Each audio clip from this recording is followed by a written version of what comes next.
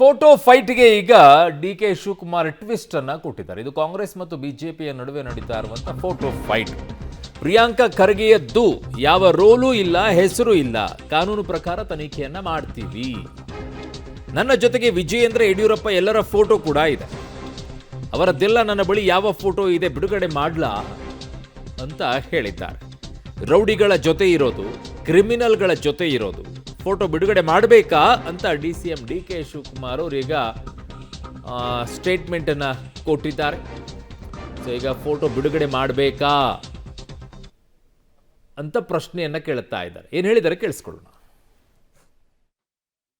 ನನ್ನ ಜೊತೆ ವಿಜಯನನ್ನು ಇದ್ದಾನೆ, ಯಡಿಯೂರಪ್ಪನವರು ಇದ್ದಾರೆ, ಬೇಕಾದಷ್ಟು ಜನ ಎಲ್ಲರ ಫೋಟೋನು ನಮ್ಮ ಜೊತೆ ಯಾರ್ಯಾರು ಬರ್ತಾರೆ. ಈಗ ನಮ್ಮ ಮನೆಗೆ ಬಂದವರೆಲ್ಲ ಎಲ್ಲರದ್ದು ಫೋಟೋ ಬರ್ತಾ ಇರ್ತವೆ. ವಿಜಯನನ್ನು ಫೋಟೋ, ಯಡಿಯೂರಪ್ಪನ ಫೋಟೋ ಬಿಡುಗಡೆ ಮಾಡೋಣ. ನಾವು ಯಾವ ಫೋಟೋ ಇದೆ ಅಂತ ಬಿಡುಗಡೆ ಮಾಡೋಣ.